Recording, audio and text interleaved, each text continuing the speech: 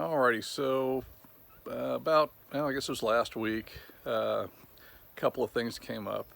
Number one, the water heater in the house started leaking, and number two, we ended up with a leak under the slab that ended up pushing up through the floor, and so now the house got a little flooded, and we're in the midst of getting that whole mess cleaned up and getting things resolved. But in the meanwhile, while I was running errands to go pick up a new water heater, I ended up burning up the old fan, the cooling fan for Ethyl. I got overzealous. I ran the fan continuous on high, and the motor smoked. Apparently it was not designed to do that. So I got a replacement. And this is the replacement fan assembly from Flex-a-lite. It's the Black Magic Xtreme. This thing came with everything I need. Got brackets, got a fan control box, got the wiring. The fan and shroud assembly is extremely well made, nice thick plastic. Brass inserts to go ahead and mount it with, and all the instructions obviously. This is going to be a nice clean install. This is actually going to go ahead and fit my fan, or this is actually going to fit my radiator much better. This thing's even got these, or this big soft rubber seal all the way around it to mate it up to the radiator. It doesn't have as high a rating as the fan that I removed. However, well, on the high side, it's not rated as high,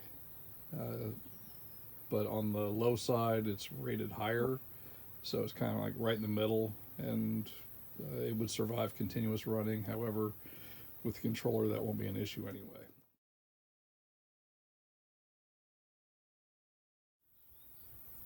Alright, first thing I need to do according to directions is find my mounting location for the fan control module. They have it mounted on the shroud, however it's not required. I think what I'm going to do is use this spot on my inner fender where this relay is mounted. Since I've already got wiring in this location, it'll make things easy, and like I said, the new fan comes with relay and everything else, so I won't need to reuse this one. Alrighty, so here's the fan control box mounted up. Yeah, I set the connector side over here facing the radiator rather than back towards the firewall where all my wiring is going to be coming from. I'll just bring it underneath and bring it around. The reason I did it this way is because the adjustment for the fan temperature to kick on is right here. I want to be able to reach it. Also, I need the temperature probe to be able to reach over here to the radiator.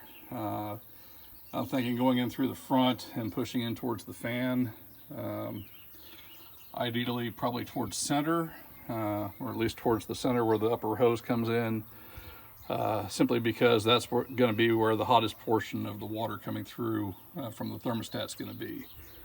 I think that's going to make the most sense and make it the most practical. Yeah, not exactly the tightest for wiring layout, but once I go ahead and get all the rest of this mess cleaned up, and I'll just go ahead and bundle it into the loom, it'll look a whole lot better. So this is just for right now. Okay, so the next thing I did was drill a 5/16 hole down here near the bottom on the side of the fan shroud. It's below where the brackets are going to mount, and it'll come out the bottom left corner, driver's side corner, below the fan control module. This way I can go ahead and bring my wires up away from the fan motor, and this is a plastic shroud, so I shouldn't have too much of an issue with it digging into the insulation on the wiring. However, I will go ahead and put a dab of silicone on either side of it just to go ahead and ensure that those wires stay put and don't start chafing against the plastic housing. So here's where I'm at right now. I have to go ahead and fabricate my brackets to go to those two mounting anchors on the side for either side. This bracket here isn't going to go ahead and fit because of the angle right there, and that's manufactured in the radiator bracket itself. So what I'm going to have to do is take these longer angle brackets and they're going to have to go ahead and mount to the core support this way, and then dogleg towards the radiator itself, and then dogleg back straight. I've got 4 of these I'm going to have to go ahead and bend, and right now it's kind of hot out. Not as bad as it was yesterday, but not exactly comfortable either. And I was working all day today. It's the 4th of July, so dealing with 4th of July stupidity at work. I'm kind of spent, in all honesty. I'm not going to do a whole lot this evening. I don't have the patience to go ahead and mess with this. And so with that being said, I'm going to go ahead and call it a night. Tomorrow's yet another work day, as is Monday. So what I'm probably going to do is come out here Tuesday morning when it's a little bit cooler out here and I've got the patience to go ahead and mess with this. I'll go ahead and make myself a jig and start bending up the factory, or the Flex-a-lite supplied brackets, to go ahead and work with this. Once I've got them shaped and everything fits like it should, I'll go ahead and trim these things off and it'll be a done deal. From that point, it's a matter of just finishing up the wiring, mounting the temperature probe, and it'll all be done. Wouldn't that be nice? A nice functioning electric fan again, as opposed to this POS. And to be fair, this fan wasn't exactly a POS. I think I just took it beyond its design limitations. I didn't realize when I went ahead and set it up to run direct draw on the high-speed side that it was not designed to do that, and so I share part of the blame for the motor failure. It could be that maybe it was designed to do that and the motor was just not up to standards. However, I think in review, looking back at it, the fan worked just fine on the low speed. It was more than adequate to keep the engine cool. The engine set running down the highway at a solid 200 to 205 degrees, never had any issues at all. When it was idling, it was 200 to 205 degrees. Again, no issues at all. And it wasn't until the fan failed and I disconnected it that it was running at 205 to 210 degrees. 210 was from sitting at traffic lights, and 205 degrees was rolling down the highway with zero fan, just straight air flowing through. So obviously my cooling system works like it's supposed to. If I had to guess, I would say that the thermostat I'm running, if I remember correctly, is probably the stock 195. So 200, 205 degrees is right in the ballpark. That big aluminum radiator does exactly what it's supposed to do. Didn't have any overheating issues with it, even without the fan. So that being the case, I really want to look into a lower temperature thermostat in that motor. It doesn't need to run 205, 210 degrees.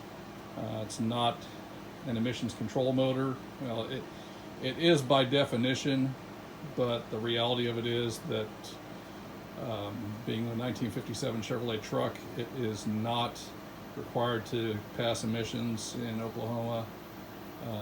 Most states don't look at it that way. I think Arizona, they look at the year of the motor rather than the year of the chassis. So if I ever go back to Arizona and decide to live there again, depending on where I'm living, I may be subject to emissions. But here in Oklahoma, it's not an issue. All right, so here's a little bit of redneckery.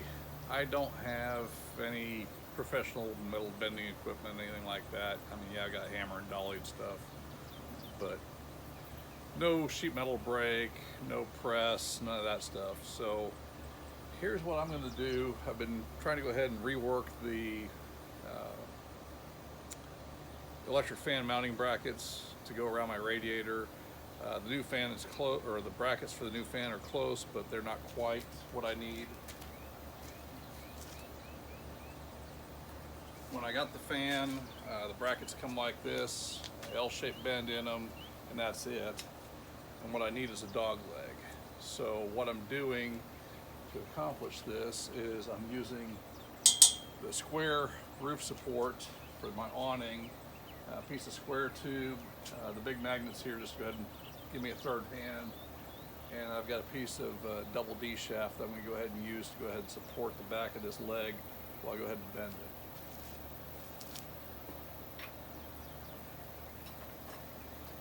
So what I do is I position my bracket,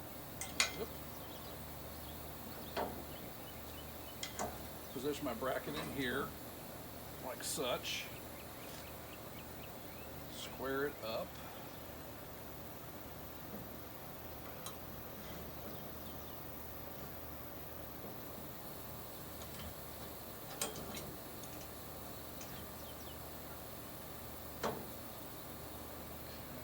get that good and square right there.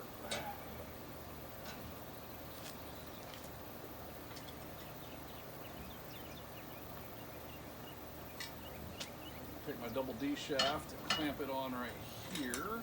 Ouch.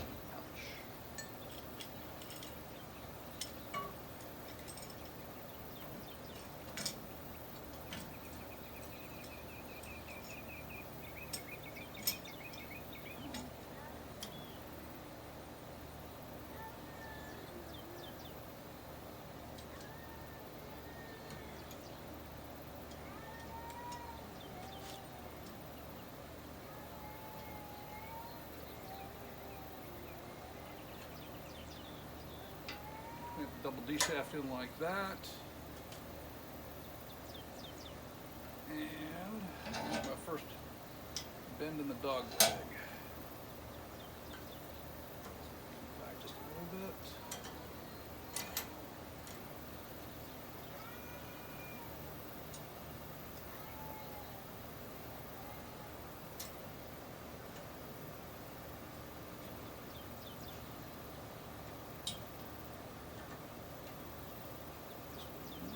More bend, such.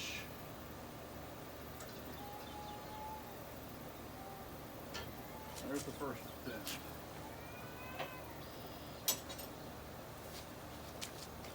Take this loose.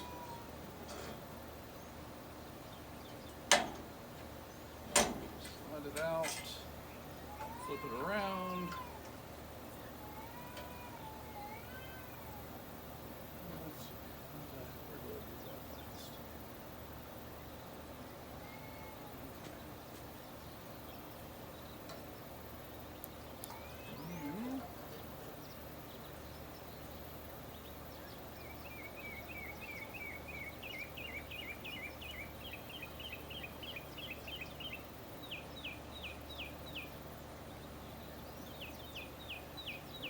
That.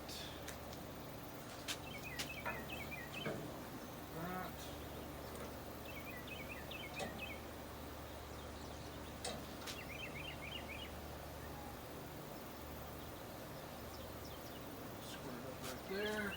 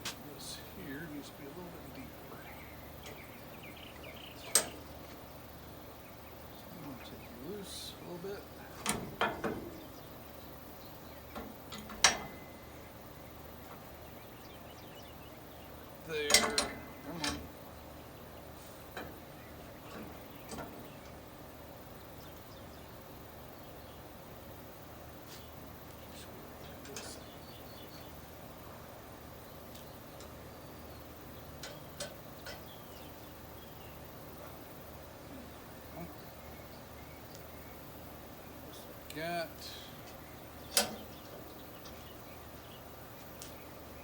bracket D-shaft back a little bit.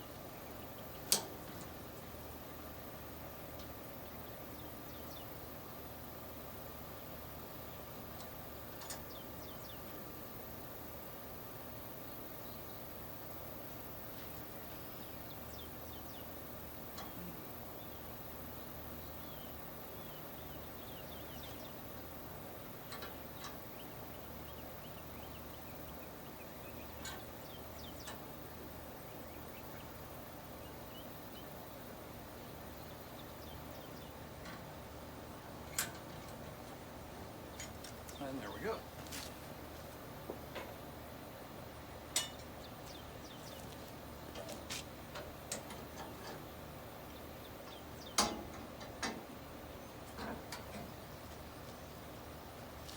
And there's my bracket now. So this is how I'm doing it. Pretty simple, pretty basic stuff. No fancy tools. Just some metal, some C-clamps, and kind of eyeballed it a little bit. I went ahead and I bent the original based on some brackets I made earlier, and this is just a second variation of the same thing. So there we have it. Alrighty, so here we are. I've got the reformed brackets in place. They're mocked up. I've got them bolted through the firewall. Obviously they're going to get trimmed off. I'm not real super fond of this forked end right here. I mean, yeah, there's the bracket here, but you've got that long slot right there. That same thing's duplicated right here, right here. I really don't like the open end of this and the fork in the middle. I know these are going to get trimmed off. I'm going to trim these off back here, but I'm probably reluctantly going to trim these off back here, and what I may do is have a buddy aluminum weld the piece that's cut off over this portion right in here to add support to it, so it's not going to be kind of open and flexing and whatnot. That fork won't spread that way with it welded on. Hell, I may just do JB weld. I had to trim the one off at the bottom to go ahead and fit in between the power steering pump pulley while I was trying to go ahead and fit everything in to go ahead and mock it and drill it. But there we sit, and then after I go ahead and finish that up, I'll go ahead and finish up the wiring. I'll run the probe through the front and come out up here at the top underneath the upper radiator hose. That's kind of what the directions wanted you to do anyway, was put it close to where the upper, or the inlet hose for the radiator comes in. That way it's getting the most accurate engine temperature as it's coming out of the motor. So I've got to get that left to do, and like I said, a little bit of wiring, and this fan will be fully functional. Like I said, I want to go ahead and clean this up a little bit. I'm not fond of the way these are.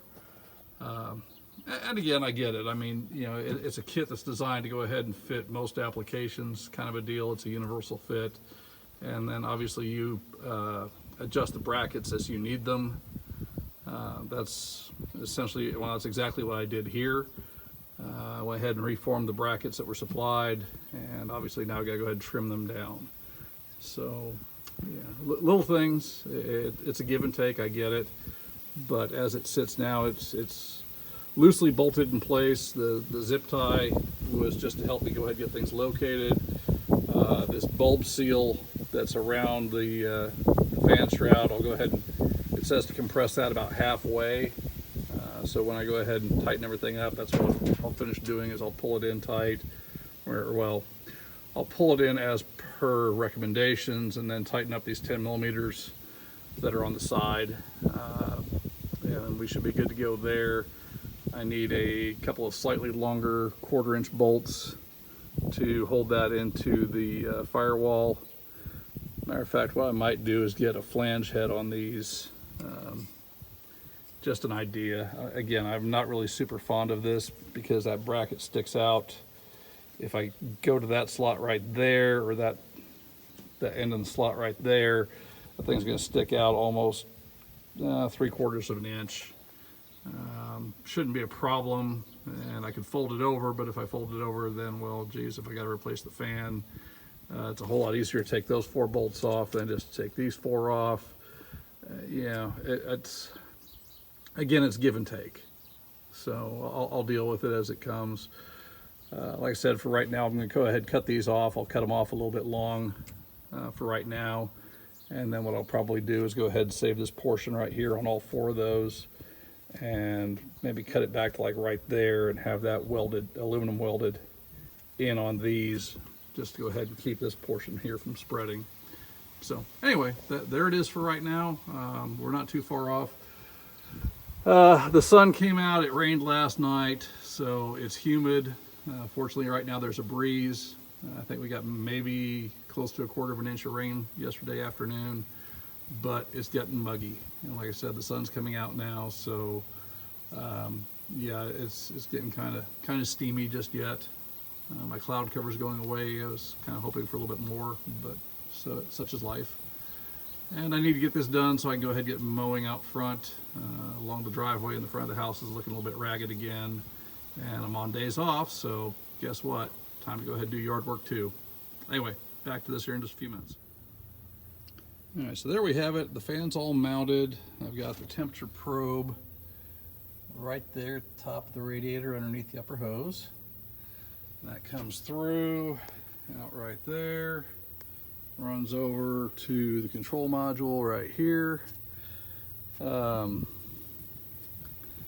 All that's left to do now is get rid of the old wiring and hook up the new wiring. It's all coiled up down there into the control module right there.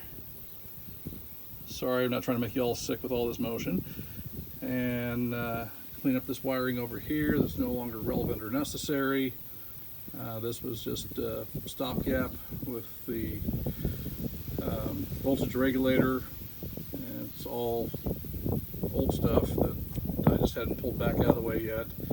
I thought that there was a problem with the PCU on this, because the PCU controls the voltage regulator. It turns out it was just a bad alternator. So, that being said, all of that extra stuff can go away. Life is good again. And like I said, for right now, this is what I'm going to do with the fan brackets. I did go ahead and trim them off, rounded them out, frickin' took the file to them, so no sharp edges or anything like that. Not exactly the cleanest, but I've seen much worse. This is all sucked down like it should be, nice and still pliable, about half compressed up against the radiator, and it really gives good coverage. I mean, you see the top of the gap there at the top, and pretty much at the bottom, it's like right up to, well, I take that back, there's like maybe another ½ inch, and not even ½ inch exposed at the bottom. Pretty much this is it. I mean, this right here is full coverage from side to side and pretty much top to bottom. So that fan should do an outstanding job of cooling when the time comes. And we're moving forward. Okay, well, it's done. I'll tell you, the wiring on this was a pain. Not because of the way Flex-a-lite supplied it, but because I've got my battery mounted underneath the driver's side door behind the step, so I need to go ahead and extend the wires a little bit, and of course I didn't have all the extra wire I needed, but a little trip to Paul's Valley went ahead and fixed that issue. But here it is now. So here's the end result. Got my doggone flies. Got the wire routed now. Got that bulk of that mess cleaned up. The controller's hooked up. I do not have it hooked up to the AC yet, simply because I don't have my air conditioning system set up. When the air conditioning is set up, I'll go ahead and tie this in to come on with the air conditioning compressor. But we're gonna go ahead and give it a shot and see what it does. This dial right here is supposed to go ahead and control when the fan comes on, and I can go ahead and set the temperature once the engine is on. So far, I'm just waiting for it to go ahead and warm up. The thermostat's opened up now. Temperature gauge inside the truck is saying 180. Good old Harbor Freight handy dandy handheld is saying 125, give or take. Top of the radiator. Starting to go ahead and get a little bit of coolant pushing out on top of coolant up. So it's going to go ahead and push out a little bit, which is fine. That's what the overflow tank is for anyway. So once she goes ahead and gets up to actual operating temperature, I'll go ahead and dial the fan in and have it come on. Alright, we're just about to 210 degrees. When it hits 210, I'll go ahead and set the fan to come on. I just played with the adjustment knob on it just a moment ago. It did go ahead and come on. So it does go ahead and work. The temperature probe is working like it should. This is about what the highway cruising temperature is anyway, so I want to go ahead and kick on just a little bit above. That way, if I'm stuck in traffic or something like that, it should go ahead and kick on. But there's no reason for it to run going down the highway. This thing goes ahead and runs cool, or coolish. It runs at 205 degrees in the summer heat with no fan at highway speed. So going ahead and having this fan come on at 210 would be perfect. So there it is. The fan set to come on at 210 degrees. And dialed in. And let's see what we're doing now. I just kicked the fan on a moment ago. And temperature's already starting to go ahead and come back down. This is just sitting here idling. So if I've got this set up to where I can go ahead and maintain that temperature, at least until I get a cooler thermostat in here. Right now I'm running the stock thermostat, which is 195 degree, and I think I could probably go ahead and get away with a 160. Again, this is not an emissions vehicle per se, so I should be able to go ahead and get away with that, not having issues at all. But clearly the fan does work. The temperature is starting to drop a little bit already, so it's doing what it's supposed to do. And here we are back at 205 degrees. The fan just shut itself off again. So it does exactly what it's designed to do. Flex-a-lite made a heck of a product. I like this thing. And it works nicely. Here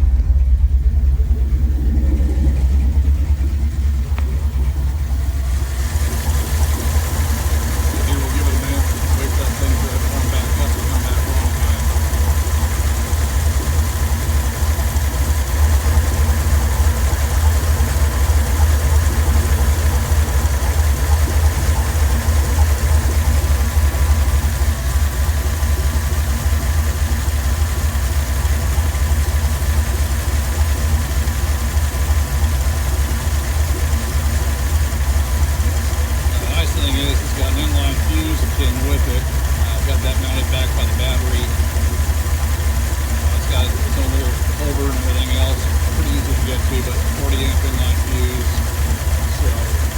Heaven forbid there's a wiring issue, if something goes ahead and shorts out, snags, whatever, they pop that fuse rather than burn my truck down. That would be the least desirable result of a burnt truck.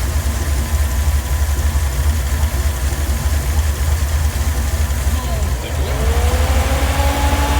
How about this, sports fans? Just kick right on as I'm supposed to. Absolutely perfect.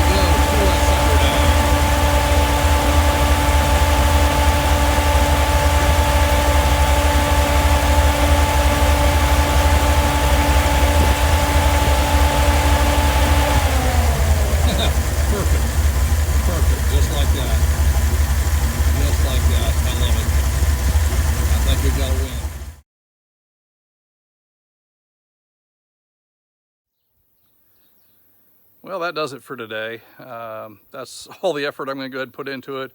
I didn't go through the painful process of filming all the wiring, It's pretty simple, pretty straightforward. I just followed the directions that came with the Flex-a-lite fan. Used all their hardware, all their products, with the exception of the extra little bit of 10 gauge wire I needed to splice in, but that was simply because I've got my battery mounted underneath the driver's door behind the step, so I need a little bit extra wire. If my battery was in the engine compartment, it would not have been an issue at all, but end result is it works exactly like it's supposed to. This fan isn't going to have to go ahead and run 24/7. The cooling system on this truck works exactly like it should. It cools the engine down while you're driving at highway speed, and when you're stopped in traffic, when the temperature comes up, that fan will go ahead and kick on and cool it right back down. I've got no issue. I've got absolutely no issue at all. This thing does exactly what I wanted it to do, exactly what it's designed to do, and should hold up a lot better than that little Ford Taurus fan. And again, that failure was entirely my fault.